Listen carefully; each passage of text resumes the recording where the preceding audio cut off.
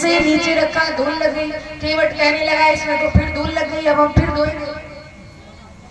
उस पांव को रखा, इसको निकाला। ऐसे करते करते 2-4 बार हुआ तो लक्ष्मण जी थोड़ा गुस्सैल है, शेषावतार है ना, तो लक्ष्मण जी ने कहा केवट आप ऐसे ही चिड़ धोते रहो, और भैया अगर आप कहो तो हम यहीं अपनी झोपड़ी उपड़ी बना लें, क्योंकि हमें लग रहा है कि आप जिस तरह से पांव धो रहे, धुलवा रहे और ये धो रहे हैं, उस तरह से 14 वर्ष यही बीत जाएंगे, आगे जा ही नहीं सकते हैं। तो केवट ने कहा भैया आपके भाई को दुख रहा है, आपके भाई को दर्द है, आपके भाई को कष्ट है, आप इनको कहो खड़े रहे, क्योंकि नाव मेरी है, अगर एक भी धूल गए तो मैं नहीं ले जाऊंगा। तब यहाँ पर ये बात सुनने के बाद प्रभु श्री राम ने कहते हैं केवट जल्दी करो, हमारे चरणों में दर्द हो रहा है, पीड़ा हो रही है। तब केवट ने कहा कि प्रभु एक काम करो, अगर आपको ज्यादा तकलीफ है, ज्यादा दिक्कत है, अगर आपको सहारा चाहिए तो आप एक काम कर सकते हो, आ करके मेरे सिर पर हाथ रखकर खड़े हो जाओ। केवट के देखो भाग्य कितने अच्छे हैं, हम क्या कहते हैं भगवान आप हमारे सिर पर हाथ रखो, हमें सहारा मिल जाए। केवट कह रहा है अगर तुम्हें सहारा चाहिए तो हाथ रख लो। यह बड़ी सुंदर कथा है, भगवान कल्याण करते हैं, आगे बढ़े हैं, और बड़ा ही सुंदर भाव है केवट का। जाकर गंगा मैया के पार भगवान को लेके चल रहा है, नाव में बिठा रहा है, बड़ा सुंदर भाव है। मेरी नैया में राजा राम, गंगा मैया धीरे बहो। केवट लेकर गया है राम जी को, जानकी जी को, लक्ष्मण को बैठाया और गंगा के पार लेकर चल दिया। और यहाँ पर गंगा मैया भी बड़ी उत्सुक है, हम जल्दी से राम जी के दर्शन कर लें। तो केवट शांत करता है गंगा मैया को। ओ मेरी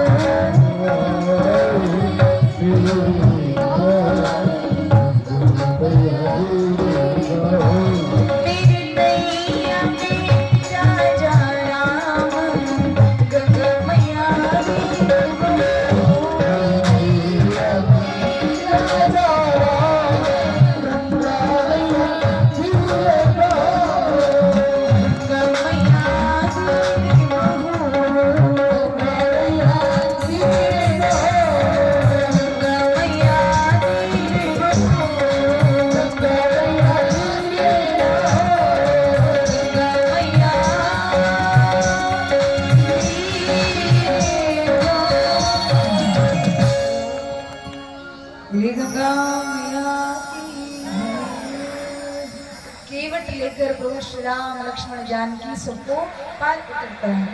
और उसके बाद महाराज जी ने आप सभी को कथा सुनाई है, बताई भी है कि जब केवट भैया पार लेकर पहुंचे तो प्रभु श्री राम सोचते हैं इसको कुछ उतराई दे रहे, मन ही मन में विचार कर रहे हैं लेकिन क्या दे। तो जब जानकी जी को पता चला, देखते राम जी को इनकी इच्छा है केवट को कुछ देने की, तो पिए ही की से जान निहारी मणि मुदरी मन मुदित उतारी, उतार करके दे दिया। क्या दीजिए? राम जी बहुत बार कह रहे हैं ले लो केवट भैया, उतराई ले लो, इतनी दूर लेकर आए, कुछ तो किराना बनता है आपका लेना, पर केवट नहीं लेता है। जब राम जी से नहीं माने तो राम जी ने जानकी जी को कहा कि अब आप तो शायद आपके दिल से मान जाए। और जब जानकी मैया देने लगी उतराई तो केवट भैया रोने लगे कि जानकी एक दिन जनक ने भी राम जी के चरण धोए थे, उस हिसाब से तो दामाद हुए उनके, आज मैंने भी पाँव धो दिए, इस हिसाब से तो आज मेरे भी दामाद हो गए और तुम बेटी हो गई, तो मैं बेटी को दे नहीं सकता, तो लेने वाला कौन होता हूँ? राम जी ने कहा रहने चलाक बनता है, ये चाहता है कि मैं इसका कर्जदार रहूं, इसका कर्जा मेरे सिर पर रहे हमेशा। केवट ने कहा अरे आपने ये क्या बात कर दी, कर्जा और आपके ऊपर नहीं, नहीं कर्जा उसके ऊपर होता है जो छोटे बड़े हो, आप और हम तो एक ही दुकानदार हैं। राम जी ने कहा एक ही दुकानदार मतलब? तो केवट भैया बोल पड़े प्रभु आप भी पार करते हो, मैं भी पार करता हूँ, लेकिन बस फर्क इतना सा है, आपकी बड़ी दुकान है भैया, आप फैक्ट्री वाले हो, हम छोटी मोटी दुकानें लगाते हैं। यानी आप बड़े बड़े भवसागर से पार करते हो, हम छोटी मोटी नाव से पार करते हैं, छोटी मोटी नदियों से पार करते हैं। तो काम तो हमारा एक ही है, एक ही दुकानदार है। तो एक काम करो, आज आप हमारी एक छोटी सी दुकान पर इस छोटी सी नदी में आए तो हमने आपको पार कर दिया। केवट भैया ये कहते हुए रो पड़े, हाथ जोड़ लिए प्रभु जिस दिन मैं इस भवसागर में फंसूंगा, जिस दिन मेरी नाव इस संसार में डूबने लगे, उस दिन आप मुझे पार कर देना। हिसाब बराबर, कोई भी इधर उधर नहीं रह जाएगा, एक ही बार में सब निपट जाना। और ये सुनकर प्रभु श्री राम बड़े प्रसन्न हुए। बहुत कही प्रभु लखन से नहीं कछु केवटनी, विदा कीन करुणा विमल मगति वरदी। विमल भक्ति का वरदान देकर केवट को विदा किया प्रभु ने, और आगे की ओर बढ़े हैं जहां पर प्रभु श्री राम केवट को अपने घर की ओर भेजते हैं। और आगे चलते हुए प्रभु श्री राम प्रयागराज गए, जहाँ पर भरद्वाज जी से भेंट हुई है। उसके बाद पहुंचे हैं वाल्मीकि जी के यहाँ पर, और वाल्मीकि जी महाराज को देख करके राम जी को प्रसन्न ही हो गए। वाल्मीकि जी ने भी रामायण लिखी है, वाल्मीकि रामायण है कि नहीं है संस्कृत में, इसकी भी बड़ी लंबी कहानी है। वाल्मीकि जी जब लिख रहे थे कथा को, उसी समय हनुमान जी महाराज राम जी की चरित्र को लिख रहे थे पहाड़ों पर अपने नाखूनों से। तो वाल्मीकि जी ने अपनी पुस्तक का उद्बोधन कराना चाहा, हनुमान जी ने अपनी, और जब वाल्मीकि जी को लगा कि हनुमान जी की किताब मुझसे अच्छी लिखेगी, तो उन्होंने समुद्र में फेंकवा दिया, और हनुमान जी बड़े दुखी रोने लगे। तो राम जी ने ये कहा कि जिस वाल्मीकि ने तुम्हारी इस कथा को समुद्र में फेंकवा दिया, बहा दिया, इसी को वापस अवतार लेकर आना पड़ेगा, और जो कथा तुमने लिखी है उसी को लिखना पड़ेगा। और तभी हनुमान जी महाराज की उस कथा को, उस चरित्र को जो उन्होंने राम जी के साथ रहकर अनुभव किया, वो कथा आकर के उन्हीं वाल्मीकि जी ने जब गोस्वामी तुलसीदास जी का रूप लिया तब लिखी। और इतनी सुंदर भाषा, अवधी भाषा, इतनी प्यारी, जो हम सब लोग जानते हैं, बोलते ही हैं। तो यहाँ प्रभु श्री राम वाल्मीकि जी के यहाँ पर पधारे हैं, और प्रभु श्री राम को भी उस वनवास के समय में 14 वर्ष के वनवास में 3 संत मिले, वाल्मीकि जी, भरद्वाज जी और अगस्त्य जी। और इन्हीं तीनों ने प्रभु को पूरे वनवास का मार्ग बता दिया। वाल्मीकि जी ने निवास बताया, 14 जगह रुके हैं भगवान श्री राम 14 वर्ष के वनवास में। और निवास के बाद भरद्वाज जी ने उस स्थान पर पहुंचने कैसे है, किस तरह से जाओगे, यानी जाने का रास्ता बताया। और अगस्त्य जी महाराज ने रावण को मारने का मंत्र बताया। राम संतों के बिना तो किसी का भी कल्याण नहीं हुआ है। हमारा और आपका क्या होगा? गुरु बिन भवनिधि तरह ही न कोई। अच्छा, आप कितने लोग हैं जिन्होंने गुरु मंत्र ले रखा है? हाथ उठाओ। जिन्होंने दीक्षा ले रखी है, मंत्र ले रखा है।